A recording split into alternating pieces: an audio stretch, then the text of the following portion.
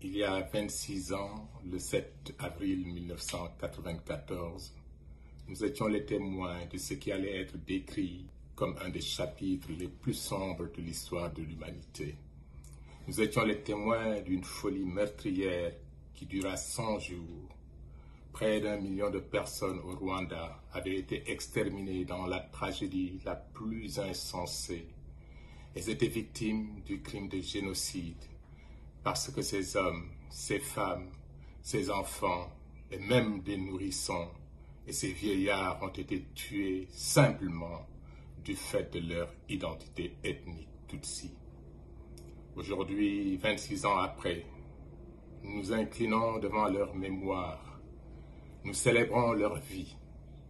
Aujourd'hui, nous nous souvenons de toutes les victimes du génocide contre les Tutsis au Rwanda et reconnaissons la douleur et le courage de ceux qui ont survécu.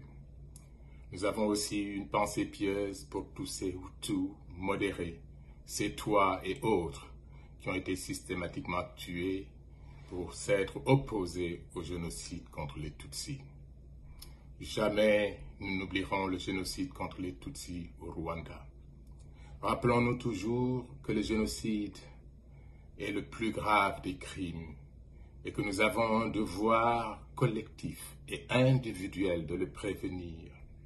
C'est le meilleur moyen d'honorer la mémoire des victimes en faisant en sorte que plus jamais rien de tel ne puisse survenir.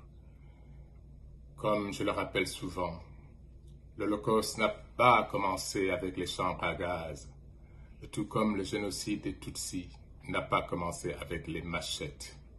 Le procédé des médias devant le tribunal d'Arusha a prouvé qu'avant le 7 avril, le discours de haine avait commencé à se répandre, tant à travers les ondes de la tristement célèbre Radio des Mille Collines, que par des écrits publiés dans le journal Kangura. N'oublions jamais les leçons de l'histoire. Restons vigilants. Alors que nous commémorons le génocide des Tutsis, notre monde est témoin de discours négationnistes. C'est le président du mécanisme, le juge Edius, qui disait que le révisionnisme et le déni de pareils crimes ne sont pas le fruit du hasard ni des phénomènes nouveaux.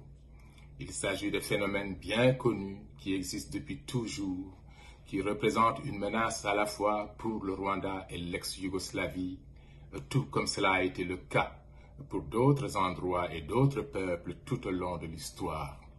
Et d'ajouter, le génocide visant les Tutsis est simplement indéniable.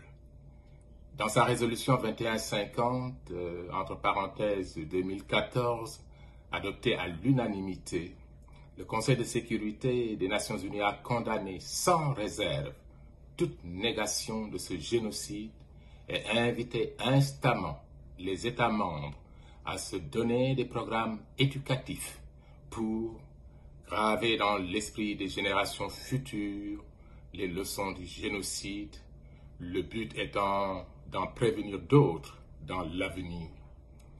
Il est important, en raison du devoir de mémoire, de se focaliser sur le présent en se tournant résolument vers l'avenir, afin de permettre aux générations futures de rester mobilisées contre l'idéologie du génocide.